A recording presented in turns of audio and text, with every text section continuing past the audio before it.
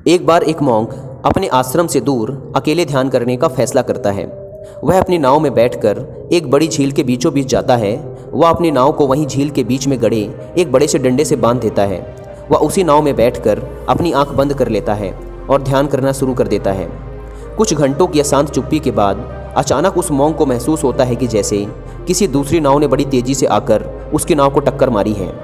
अपनी आंखें बंद किए हुए वह अपने क्रोध को बढ़ता हुआ महसूस करता है और जब वह अपनी आंखें खोलने ही वाला होता है, वह अंदर से उस दूसरी नाव वाले पर चिल्लाने के लिए पूरी तरह से तैयार होता है, जिसने उसका ध्यान भंग करने का साहस किया था। लेकिन जब वह अपनी आंखें खोलता है तो वह देखता है कि यह एक खाली नाव है, जिसे शायद उसके मालिक ने झील के किनारे बांधा नहीं था और पानी के बहाव के साथ आकर वह उस मॉन्क की नाव से टकरा गई थी। उसी क्षण उस मॉन्क को आत्म साक्षात्कार प्राप्त हो जाता है और वह समझ जाता है कि क्रोध उसके भीतर है और उसे बाहर निकालने के लिए केवल किसी बाहरी वस्तु की टक्कर की ज़रूरत है।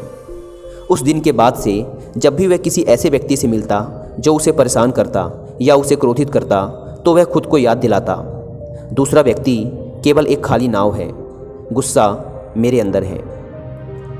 दोस्तों, खुश रहने के कुछ प्रैक्टिकल तरीके हैं जिन्हें मैं आपके साथ शेयर करना चाहता हूँ। मुझे उम्मीद है आपको पसंद आएंगे।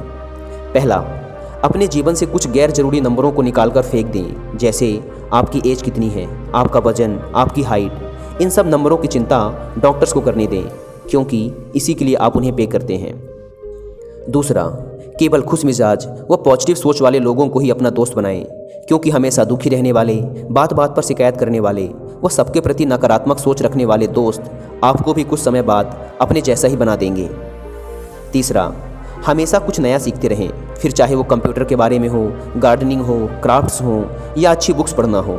जो कुछ भी आपको पसंद हो करें, लेकिन कभी भी अपने दिमाग को खाली ना छोड़ें, क्योंकि आप लोगों ने एक कहावत तो सुनी ही होगी, खाली दिमाग शैतान का घर होता है, और उसी घर का नाम है चिंता, डिप्रेशन, तनाव।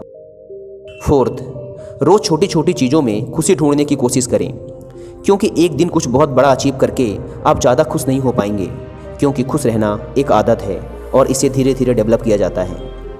पांचवा तरीका, जब भी हंसें दिल खोलकर हंसें, एक लंबी और जोर की हंसी हंसें। तब तक हंसें जब तक आप सांस लेने के लिए हाँफ ना लें, और हाँ, खुद की गलतियों व बेवकूफ़ियों पर भी हंसने की आदत डालें।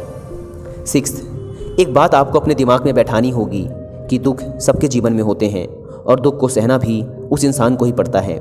इसलिए जब भी दुखी हों, रोएं, बहुत रोएं, लेकिन उस दुख से चिपक कर ना रहें।